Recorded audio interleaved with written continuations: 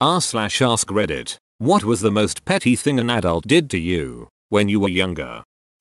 In Cub Scouts, we were doing the Pinewood Derby. I worked really hard on my car. Open bracket. My dad helped, of course. I had already won the first 3 rounds, and before the final round, one of the dads of the other kids picked up my car to hand it to me. It slipped out of his hand and broke the wheels when it hit the floor. I'm convinced it was not an accident, and he was sabotaging my car so his kid would win. This was over 30 years ago, and I'm still salty about it. One of my packs had to make a rule that only the parent of the scout could touch their car because stuff like this was happening way too often. The Pinewood Derby and the other racing events were meant to build sportsmanship, yet some parents take it way overboard. There's a movie making fun of exactly this called Down and Derby. Yes, same with my son's Cub Scout pack. Only the parent of the scout and the one person checking to see if the cars were qualified, weight, etc. could touch the cars. If this was not followed, the offending party was immediately disqualified. When I expressed my shock at this to my husband because all the families currently involved with scouts are awesome, he said it was due to huge problems in the past that nearly escalated into fisticuffs that these rules were put in place. So, the problem was the parents, not the kids. As usual, sigh. I was feeling sick one day in grade 3 or 4 and the substitute teacher wouldn't let me go to the nurse's office because I didn't look sick enough. I had strep throat. What are you doing? Strep throat? I hate how much I love this comment.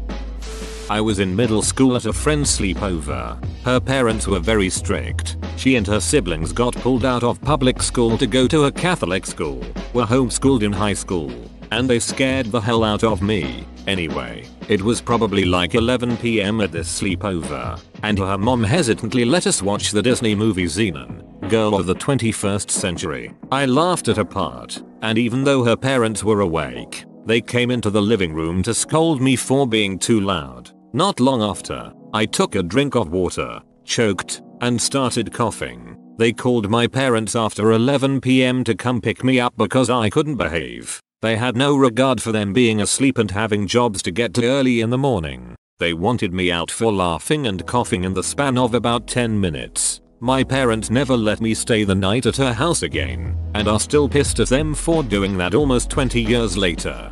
Sounds like they just didn't want you there and were trying to come up with an excuse to send you home. If they were that hesitant to let them watch a really tame Disney movie, they probably saw her as an unknown, outside evil. I was at an Easter egg hunt when I was around 6. It was in a big park area with lots of rocks. I saw a little chocolate egg foil glisten and ran over to pick it up. As I reached my hand out to pick it up, a man trod on my hand to stop me getting it. Then he called his kid over to find it. Jesus. This might be the worst one on here, assaulting a child over a candy. I have a similar story. I was about 12 and at a Mardi Gras parade and an adult stepped on my hand to prevent me from picking up some plastic beads on the ground. Edit. Yes. Mardi Gras. It was a typo. I was sitting in a car during a 12-hour journey from the south to the mid-Atlantic when I wrote this.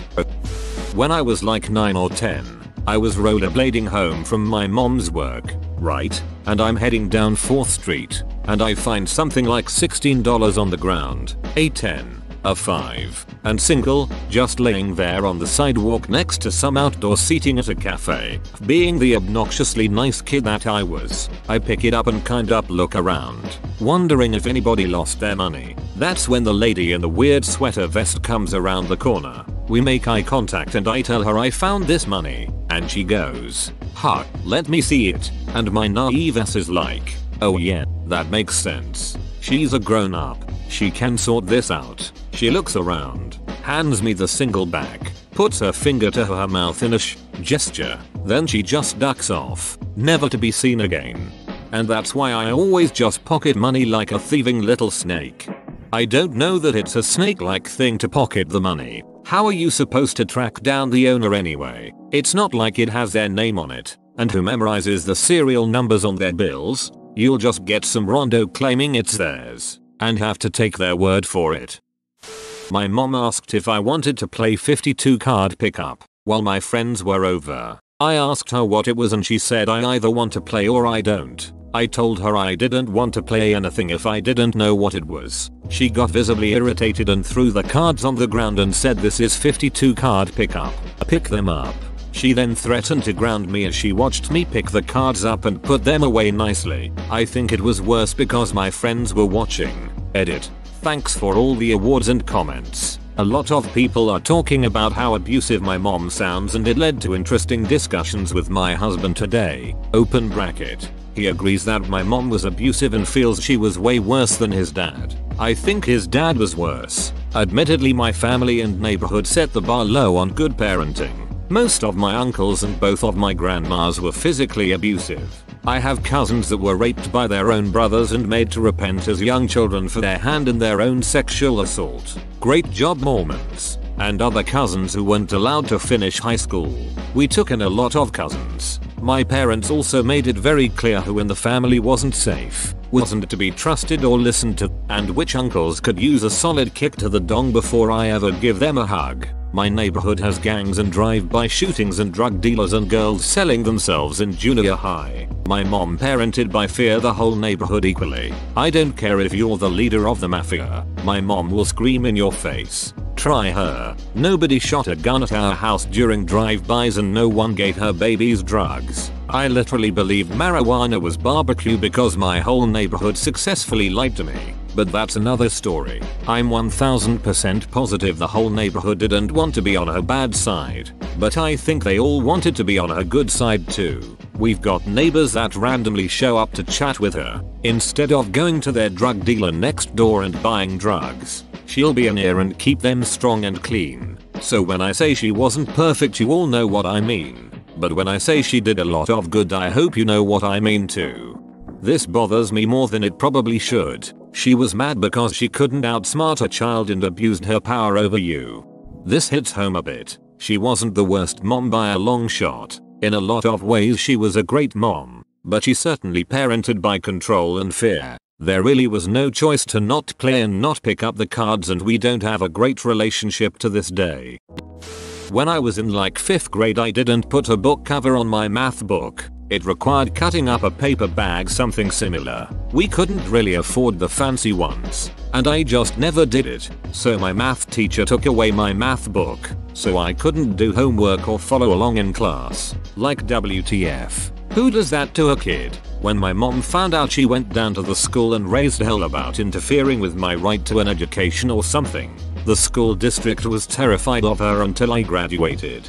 We were required to cover our books too, but the teachers who were strict about it made us do it in class. Like literally the day we are handed the book, the teacher got out a big stack of paper bags and we'd spend 10 minutes all making book covers. I like this. They feel strongly about enforcing things and then supply the resources and guidance needed so that everyone can be successful. I wish more people were like this. Grounded me for leaving a hanger on the dryer, then extended it for reading while grounded, then further for sleeping when told I can't read. Shit still pisses me off years later. What were they expecting you to do? Stare holes into space-time continuum? If only I knew. Even my older sister, by a year, came out of her room to ask that same question at the time. Lumpheo.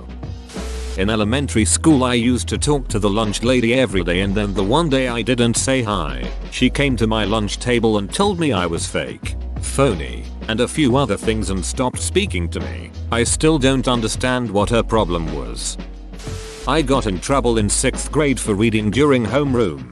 Homeroom was like a random 30 minutes period to work on homework, but I always did my homework the night before, so I would just quietly read. For some reason my homeroom teacher hated it. One day she just yelled at me for always reading in her class and told me to do my homework. I told her all of my homework was done. She told me to prove it, so I showed her all of my completed homework. Then she confiscated my book and sent me to the principal's office for being disrespectful. I'm still salty about it. I fucking hate people who equate being proven wrong as disrespectful.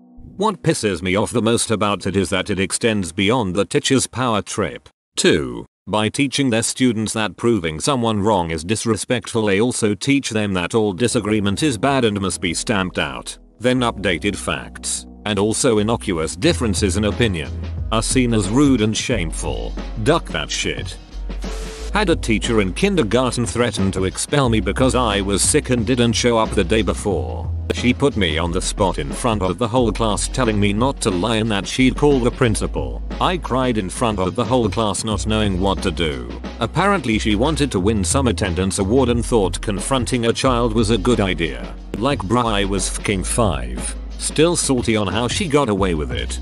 Attendance awards seem kinda stupid. There's no way to predict when a student will suddenly have a personal or family issue that they need to skip school or just a class for. It seems incredibly stupid, especially for elementary school. I could see this maybe being a thing in high school where kids like to skip class, but no kid in kindergarten has the ability to choose if they're going to class or not on any given day. My aunt was unpleasant or weird with everyone but always particularly cold to me. One day when I was about 14 she took me aside and said she'd held a grudge against me because of my name. She had wanted to call her first daughter that name but my parents had had a child first and used it. They had no idea she wanted the name and aren't the kind of people who would have done it on purpose. She said she'd tried really hard and had just about forgiven me for it. I just remember being baffled by it and then feeling sorry for her for being that spiteful, to be honest. But it pulled later in comparison with all the other crazy horrible things she did to her own family. Good thing she was only cold to you, but stayed away then. Growing up, my mom's sister absolutely hated me and got her dad to treat me poorly. 2. I learned the reason for her behavior and why that side of the family treated me so horribly. My mom got pregnant with me and I was gonna be born the same year as her sister's kid and she was mad that my mom and I were stealing their spotlight. Edit. I would just like to add I was my mom's second kid, and the first kid was named after my mom's sister.